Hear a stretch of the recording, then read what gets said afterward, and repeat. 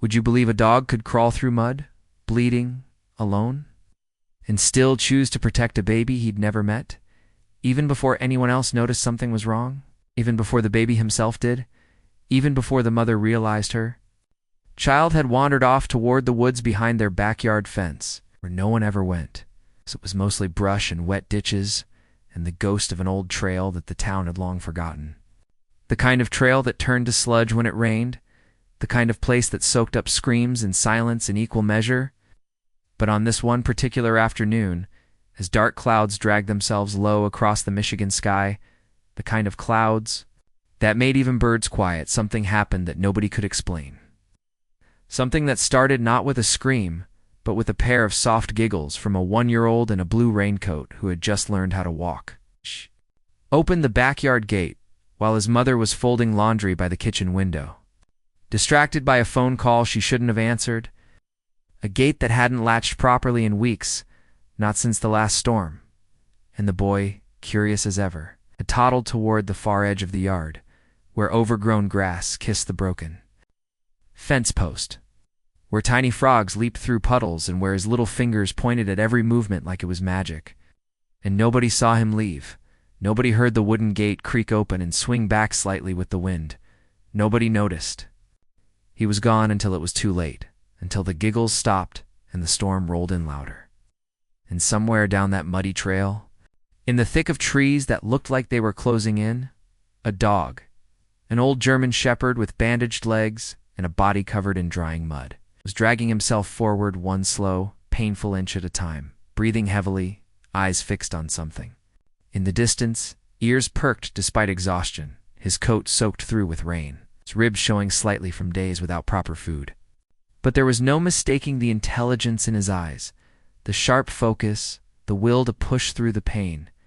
And just behind a broken pine branch, barely visible through the brush, the baby, now sitting in the mud, slapping the water with his palms and giggling again, his cheeks rosy, his tiny boots half submerged, not knowing that the sky above was about to burst, not knowing that a dog had just found him, not knowing that this would become the story the entire town would tell for years, not knowing that he had wandered into danger, not knowing that the only living soul who knew where he was had 4 legs and a limp, and no name anyone could remember. Not yet, not until after. Not until the town put up the statue, not until the newspapers ran the photo of a muddy German shepherd lying beside a smiling toddler, both of them drenched, both of them forever changed. But right now, in this moment, the dog just stared at the child, and the child stared back like they already understood each other, like there had been something waiting in the silence for them to meet, something bigger than coincidence. And while thunder growled over the treetops, the baby reached out a small, muddy hand, and the dog took one more step forward, ignoring the pain that lanced through his hind leg, ignoring the blood that still trickled from the makeshift wrap around his paw, ignoring the cold that had soaked into his spine, because something deeper, something instinctual, was taken over, something ancient and unexplainable. The kind of loyalty that doesn't wait for orders or whistles or treats, the kind that just knows. And even though he didn't know where the baby came from, he knew the child wasn't supposed to be here, not alone, not in this weather, not this far from home. And so he did what he could do, what he had to do. He dragged himself beside the boy and nudged him gently, pressing his wet nose to the child's chest, feeling the steady beat of a curious, wild heart. The baby laughed again and placed both hands on the dog's snout, not afraid, not even surprised, as if he'd known this dog his whole life. And in that brief second, something warm passed between them, like something quiet and powerful and invisible, and for a moment the rain held back like the world wanted to watch, and the wind softened. And if you had been standing there just beyond the tree line, you would have seen something you'd never forget. A child and a dog in a field of mud and leaves and broken branches, finding each other in a world that had almost forgotten to care. And if you're watching this right now, wherever you are, whatever time it is, take a second and tell us, where are you watching from? And what made you click on this story? Because maybe, just maybe, it wasn't a coincidence. Maybe something brought you here, the same way something brought that baby and that dog together.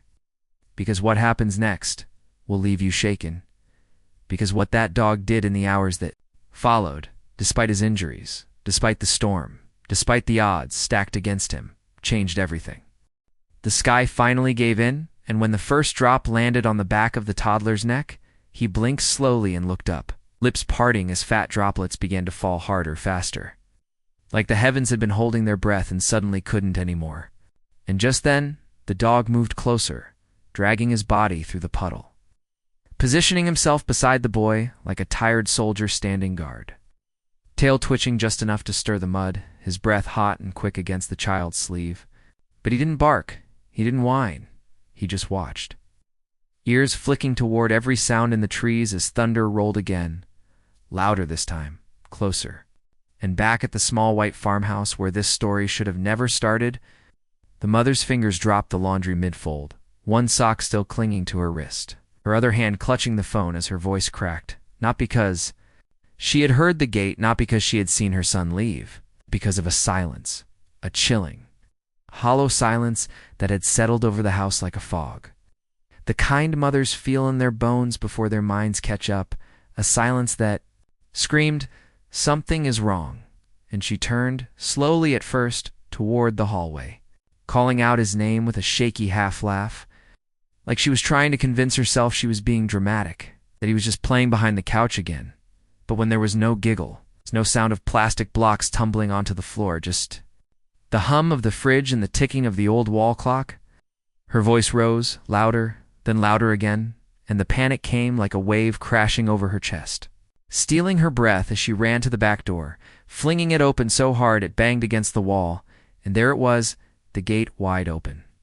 Swaying slightly with the breeze, one hinge barely holding on, her legs already moving through the wet grass before her mind could form words, her voice now sharp and cutting through the wind as she screamed for him.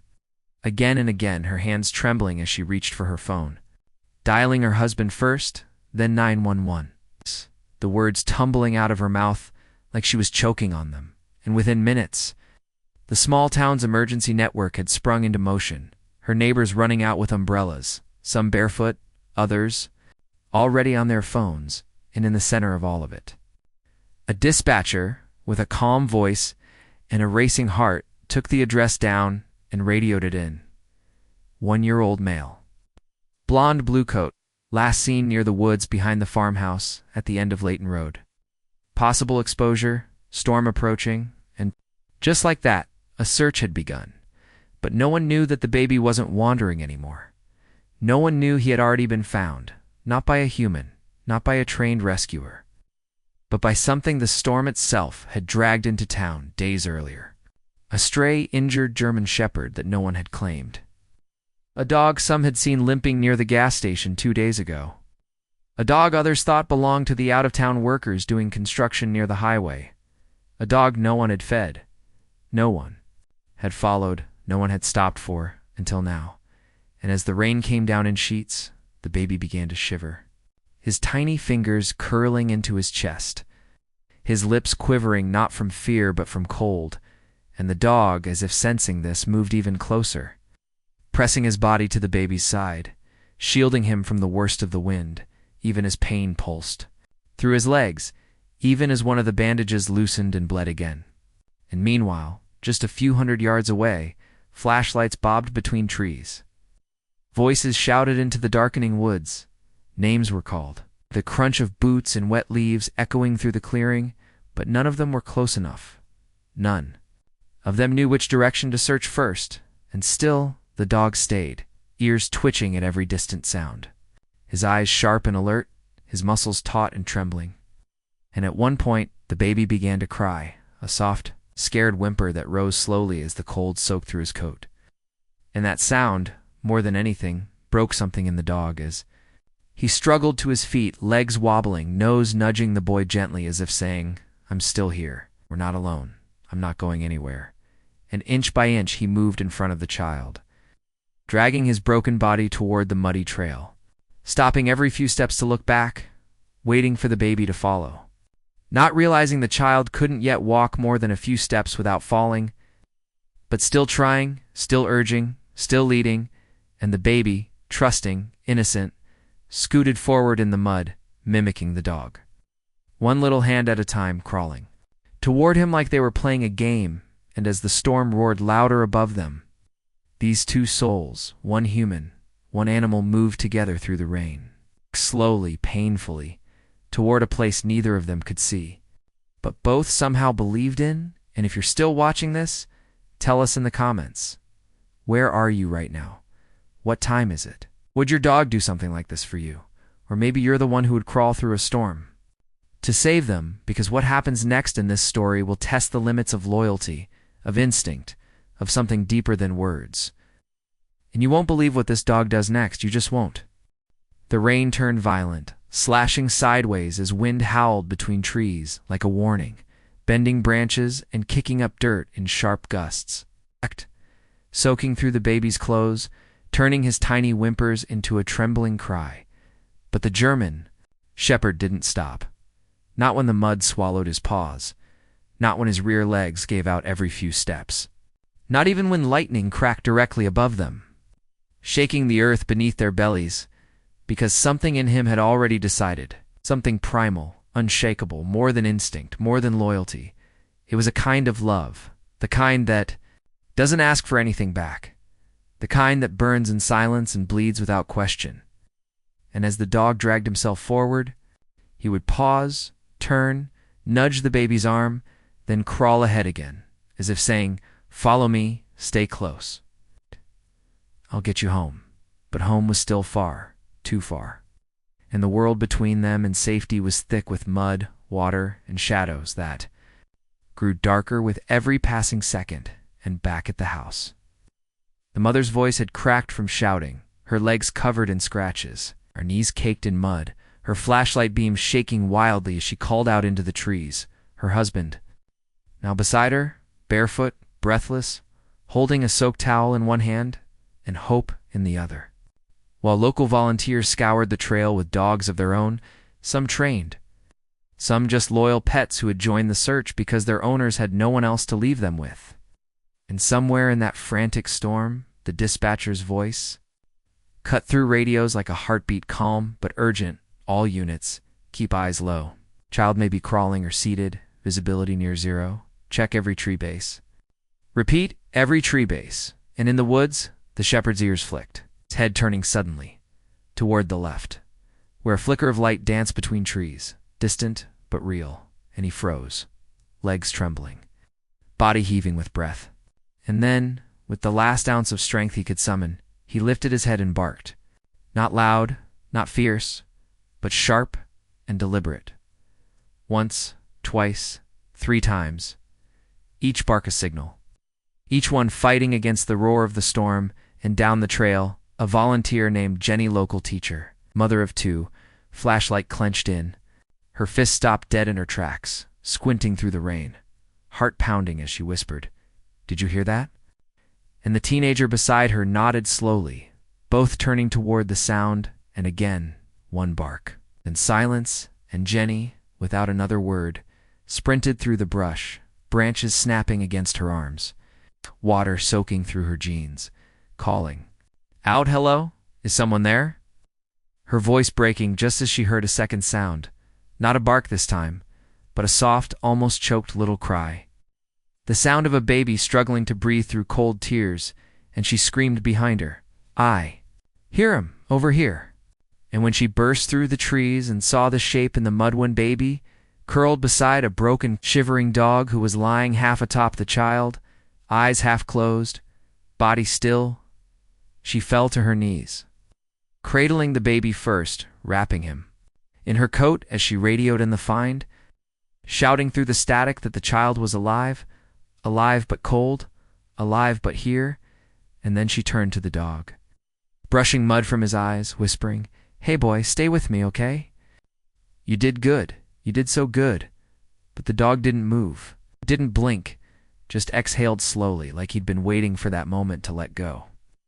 And the baby, now wrapped tight and crying against Jenny's chest, reached out a tiny hand, fingers grasping toward the dog's paw, not wanting to leave him, not yet, not ever.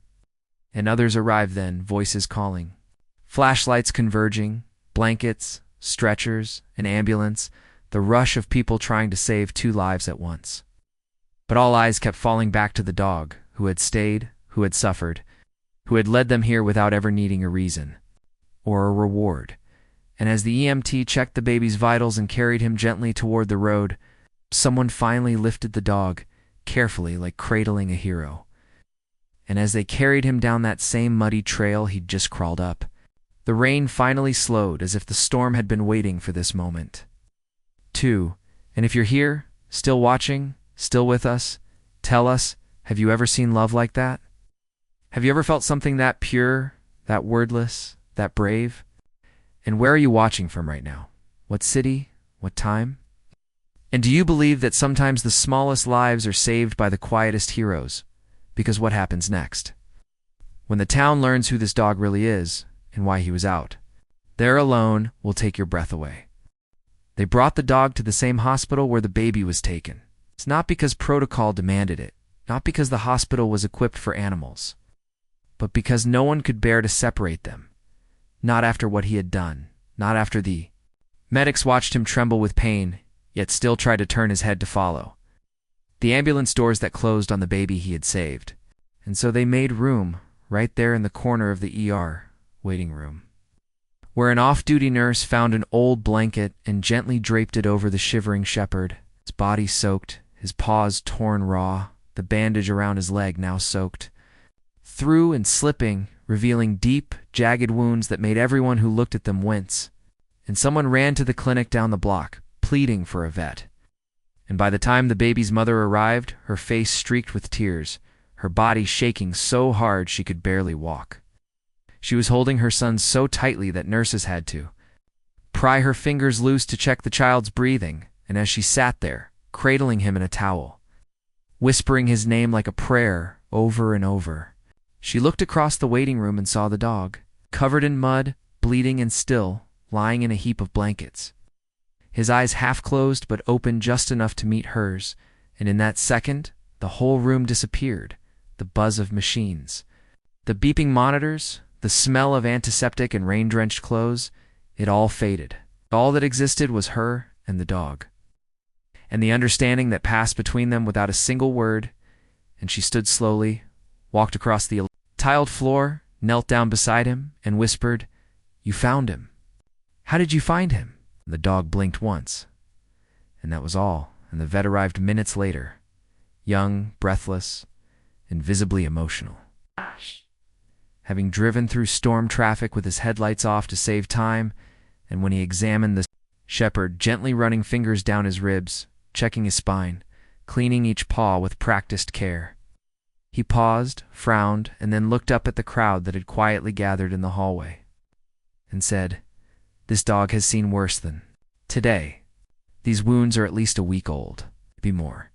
And that opened a new question, a mystery that tugged at everyone's heart. Who was he? Where did he come from? Why was he alone in that storm, dragging himself through pain to find a child he had never met? And that's when Jenny, the teacher who had first found them in the woods, gasped and said, "I've seen him before. He was at the overpass near the highway. I gave him a sandwich," and another voice added, "He was behind the diner last week, near the dumpsters, limping," and the puzzle pieces began to form, slowly, painfully. As the town remembered the stray with eyes too sharp to forget, the one who had been limping from place to place, always alone, always quiet, never causing trouble. And then an older man stepped forward, eyes wide with realization, voice cracking as he said, "Wait, I think he was in the papers. A few towns over. Someone's dog got loose after a car crash. They never found him," and he pulled out his phone, scrolling feverishly until he stopped on an old news story from 12 days. Earlier, hero dog missing after saving owner from crash near Route 46, with a photo that, even grainy, showed the same intense eyes, the same ears, the same scar near the left cheek, and the room went quiet, except for the soft breathing of the child and the low hum of 4 machines. As everyone stared at the screen, the truth sinking in, this wasn't just a stray. This was a survivor, a dog who had once saved someone and had now done it again. For a stranger, for a child, and the baby's mother, tears welling again. leaned down and said, "He's not a stray anymore." And from that moment, no one questioned it. Not when she signed the paperwork, not when she stayed by his side through the night. Not when her baby reached out to rest a hand on the dog's head as they sat together in the recovery room the next day, and not when the mayor showed up 3 days later with a proclamation in hand, declaring him an honorary citizen, a town guardian, a hero. And if you've made it this far, if you're still with us, watching this story unfold, tell us in the comments, do you believe in fate? Do you think this dog was meant to find that baby? And what would you do if he showed up on your doorstep, dragging himself through the storm just to get to you? Because in the final part of this story, what the town does to honor him will restore your faith in humanity. And what the baby does next, well, you'll want to see it for yourself. The days that followed were quiet, not because nothing happened, but because for the first time in a long time, the town had paused, not out of fear or sadness, but out of respect. The kind of silence that comes when something sacred has taken place. When words feel too small, and everyone is just trying to take in what they witnessed, because the baby was safe, and the dog, now officially named Guardian, by the boy's own mother, was recovering too, slowly but with a will stronger than anyone expected, his wounds cleaned, stitched, gently rewrapped every morning, his food now fresh and warm, his bed soft and dry, placed right beside the child's crib, where he could rest while still watching the boy sleep. And the boy, who had no words yet, still found ways to communicate, toddling over each morning with his little hand outstretched, brushing it along the dog's muzzle with a gentleness no. One taught him, curling up beside Guardian during afternoon naps, like he'd been doing it forever. And as news spread, local papers, then state news, then eventually a national story picked up by evening television, strangers began to send letters, boxes of treats, hand-stitched blankets. One even mailed a medal with loyalty beyond words etched in gold, and people who had never spoken to each other before were now exchanging stories at the grocery store, teary-eyed, nodding, saying things like, "I needed this," and "he's more than a dog." And then, without anyone planning it, the mayor declared the following Saturday a town gathering in Guardian's honor. A simple event at the Central Park, nothing grand, just a small platform, some folding chairs, and a sign hand-painted by local children that read, "Thank you, Guardian," with paw prints and tiny hearts drawn across the edges. And on that morning, beneath a clear blue sky, the first in weeks without rain, the town gathered parents, children, farmers, store clerks, even the old man from the diner, who usually never left his booth, all standing in silence as the boy's mother walked up onto the stage, her son in one arm, her other resting gently on Guardian's back. And when she spoke, her voice shook, but she didn't hide it, because everyone in the crowd had cried already and would cry again. And she said, "We don't always understand why things happen, but sometimes when you least expect it, a guardian shows up, not with words or warning, but with quiet courage." And she paused, looking down at the dog who now sat beside her. Tail slow but steady, head high despite the healing wounds, his eyes scanning the crowd as if making sure everyone was safe. And she added, "He didn't just save my son. He reminded us what love looks like when it asks for nothing in return." And the crowd clapped then, slowly at first, then louder, until everyone was on their feet, applauding, crying, smiling, some hugging strangers, some holding their own dogs a little closer. And then the baby, squirming in her arms, reached down, fingers outstretched toward Guardian's ear, giggling in that familiar way.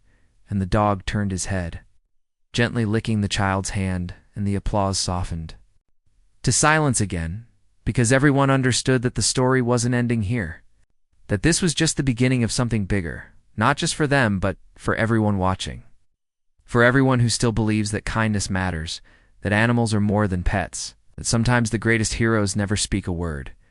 And as the sun set behind the trees that evening, casting long golden rays across the park, the mother whispered to her child, "You're never alone now.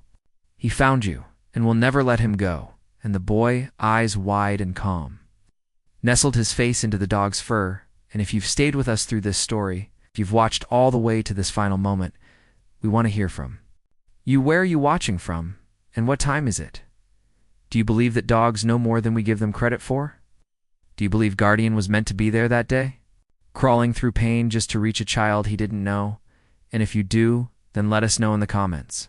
Tell us about the dog who changed your life, the one who sat by you when no one else did, or the one you lost but still carry with you. Because these stories matter, they remind us that even in the darkest storms, there's always a silent hero waiting to be found, or waiting to find us. And if you ever see one dragging himself towards something with pain in his eyes and hope in his heart, follow him, because he's trying to show you something worth saving.